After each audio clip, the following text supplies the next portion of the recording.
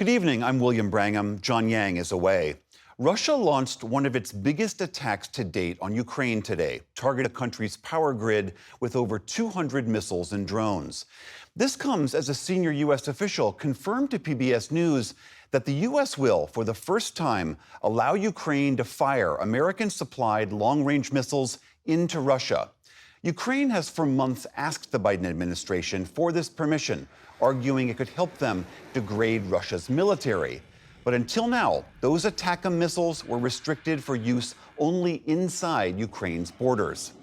Following today's barrage, Ukraine officials said Russia's attack killed 9 people, took out critical energy infrastructure, and will mean temporary power cuts for the entire country tomorrow. Moving to the Middle East, where an Israeli airstrike in Lebanon killed a senior Hezbollah official. That group confirmed its chief spokesman died in a strike that hit in the center of Beirut, an area where many Lebanese had fled to, believing that it would be safer. Separately, Israel kept up its bombardment of Gaza as it continues its assault on Hamas. More than 40 people were killed in strikes in both North and Central Gaza, including one that hit a refugee camp. People go to fetch a loaf of bread from there because they've been displaced, leaving behind their flour and all their belongings. They go there, and people are dying just to get flour. Their children can't eat. They can't manage anything. Pope Francis is now calling for an investigation to determine if Israel's attacks over the last year in Gaza constitute a genocide. That's according to excerpts released today from a new book of interviews with the Pope. It is the first time Francis has openly urged such an investigation. He's previously said Palestinians and Israelis are suffering because of the war. The governor of Ohio is denouncing a display of hate in his state this weekend. Nearly a dozen masked people marched through the streets of Columbus with swastikas, shouting anti-Semitic and racist chants. Governor Mike DeWine later released a statement which said there is no place for hate and bigotry in Ohio.